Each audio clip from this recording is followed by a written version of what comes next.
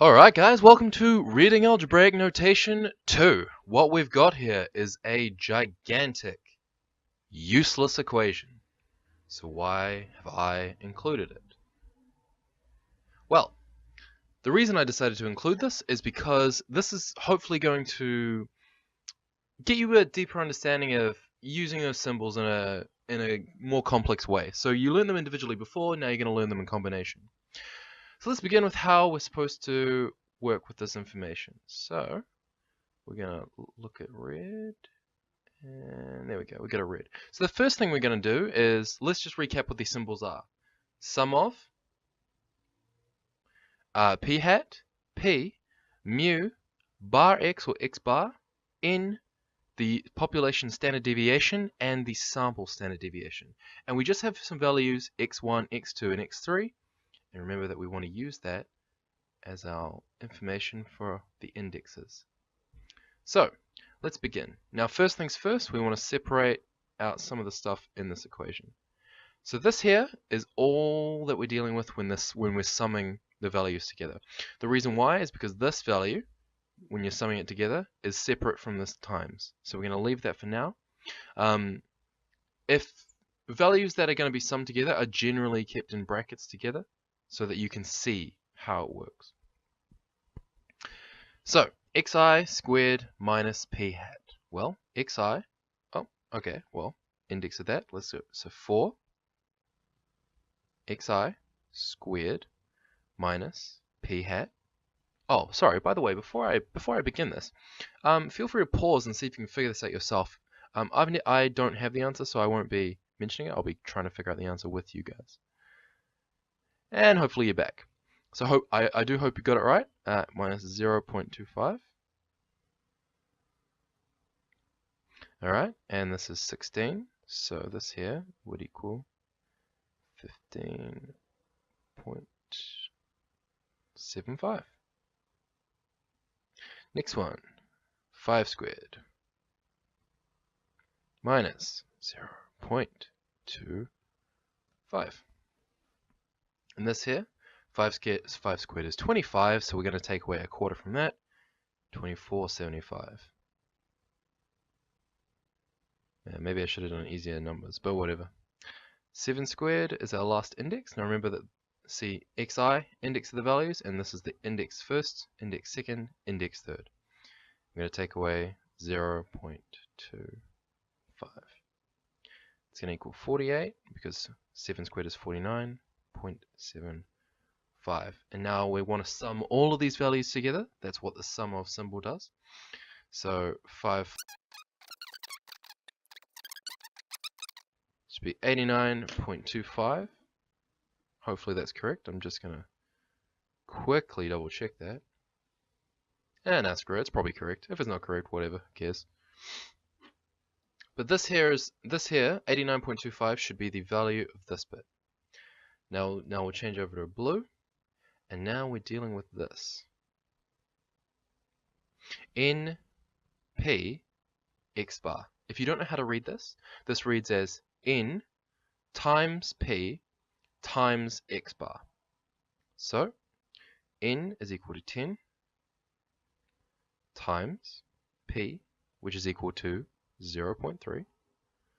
Well, I already know what that is. That's equal to 3. And then times x bar, 5.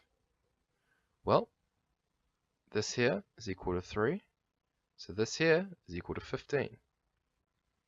So we have this N times P times x bar is equal to 15.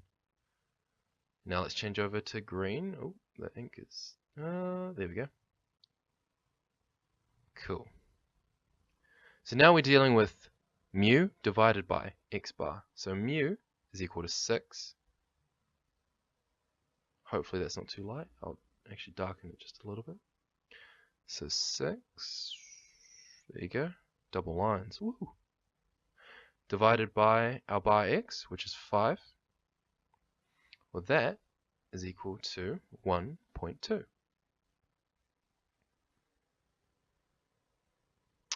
And now the last bit, we'll do that in pink. Oh, man, it keeps increasing the ink size. I guess it's more of a lavendery purple or something like that. Maybe, I don't really know. I'm not a professional color person. So the last bit here, oh no, sorry, I've got that wrong. Oof. If anyone knows what I did wrong there, it's big mess. Cool. So 40n, well, n is 10, 40. So 40n is 40 times 10. That's 400. So the reason that I did that wrong is that this minus here should come after all of these times tables things. So now we want to times them all together. So let's do that in orange. There we go. Cool. So now we're going to times all these values together.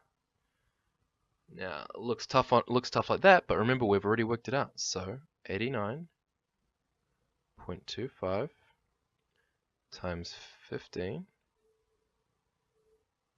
times 1.2 times 400. So I'm gonna need a calculator for this one.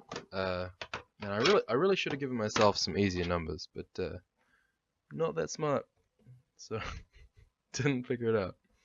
So 89.25 times 15 times 1.2 times 400. Wow. Yeah, I definitely couldn't have figured this out in my head. If you could, you're pretty good at basic facts. 642. 600. So 642,600. And now from that, we'll do this last one in, what's a good color? Do a solid pink. Cool. So we want to subtract the population standard deviation divided by the sample standard deviation times n. Well, that's 2 divided by 0.2 times, and the bracket can denote times 10. So what it says is that 0.2 times 10. Well, you might be able to look at that and see that as 2 over 2. Well, hey, look at that, it's 1. So minus 1. So our answer is 642,599. And hopefully you got this.